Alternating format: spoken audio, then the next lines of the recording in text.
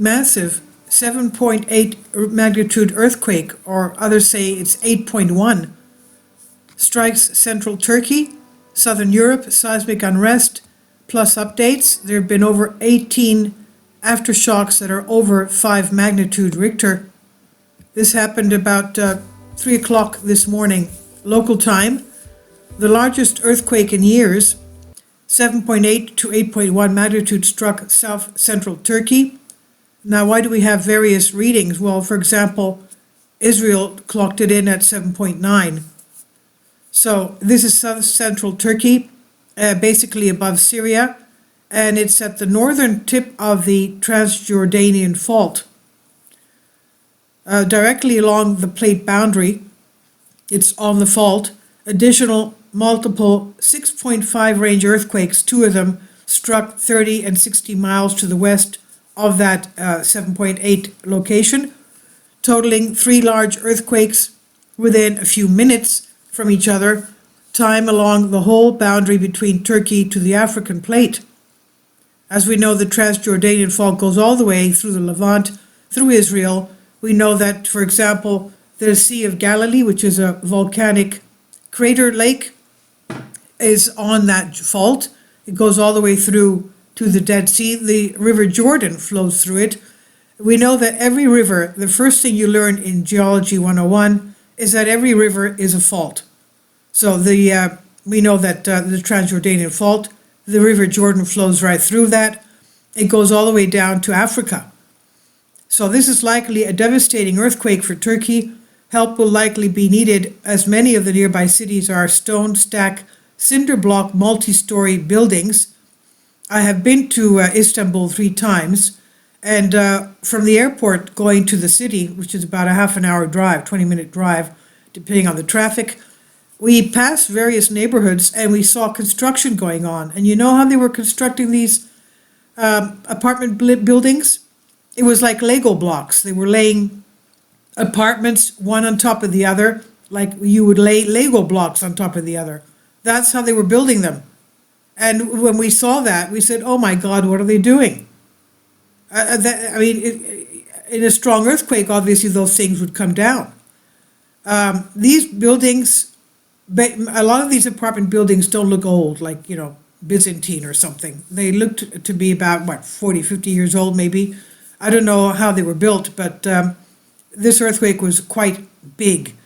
It's a type of an earthquake where you have to get out of the building immediately, because that's what happened. A lot of these buildings crumbled into rubble within minutes or seconds after the earthquake finished.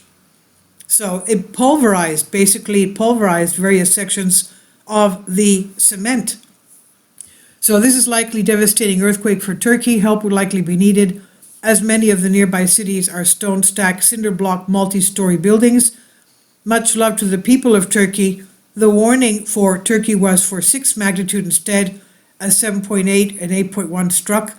This is far greater than they were looking for, unfortunately. The geologists were warning for a big earthquake. Well, a bigger one struck. And the writer says here, I will issue new watch locations on top of this video, warned spots in Europe, a new video made in the next few hours. But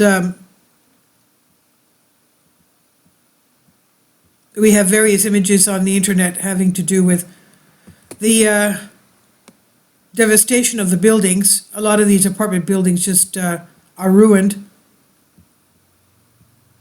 Turkey, Syria were rocked. The whole of the Aegean was rocked.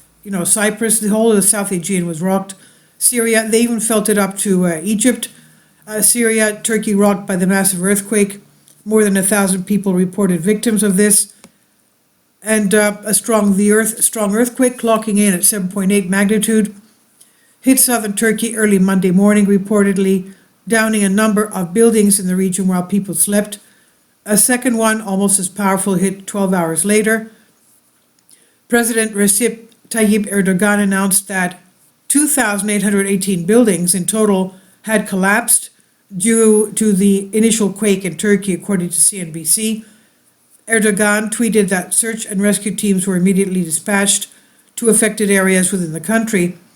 Erdogan also noted that in Turkey, the initial quake killed 912 and wounded 5,385 people, calling it the biggest disaster to strike the country since the 1939 Erzincan earthquake, CNBC reported. And basically, this area is at the flank of the Euphrates River that originates in Turkey and ends up in Mesopotamia. So it's, in the area where a lot of these big faults are located. The initial quake struck approximately 20 miles from the city of Gaziantep at a depth of 11 miles and could reportedly be felt in Lebanon and Syria. NBC News reported aftershocks were felt in the minutes after the initial quake, the strongest of which clocked in at an aftershock of 6.7 magnitude. And this huge earthquake was felt across multiple nations. Journalist Ayad Kurdi, a resident of Gaziantep, told CNN there were at least 8 very strong aftershocks after the initial 7.8 magnitude quake struck, adding that many of his neighbors fled their homes in the aftermath. Yeah, you have to get out. If they're this big, you're going to have big aftershocks. Not only immediately, but also days after. Gaziantep Governor Davut Gül pleaded with residents not to panic and to keep the roadways clear. He said, please, let's wait outside without panic. Let's not use our cars. Let's not crowd the main roads. Let's not keep the phones busy, he said. Governor Erdik Yilmaz of the Osmaniye province in southern Turkey told state media, according to the New York Times, that 34 buildings had collapsed with five confirmed deceased. Governor Salih Ayhan of the Sanliurfa province told CNN that 12 people confirmed victims of this in that province. In Syria, state media reported that the power of the quake caused buildings to collapse in the cities of Aleppo and Hama, according to NBC News. So even in Syria, buildings collapsed from this quake.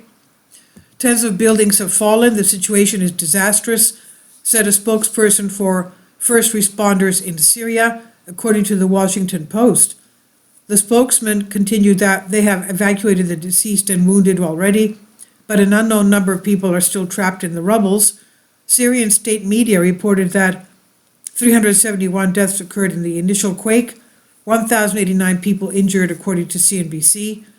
Emergency rooms of Syria American Medical Association, SAMS, hospitals in northwest Syria were reportedly full. In Lebanon, buildings shook for 40 seconds, prompting residents to leave their beds and drive away from their homes and buildings, the outlet said. Dr. Susan Ho of the U.S. Geological Survey likened the power of this quake to that of the 1906 earthquake that devastated San Francisco. Ho noted that while there have been more powerful earthquakes in the past 20 years, the shallowness of this particular quake is not common, and it made particularly disaster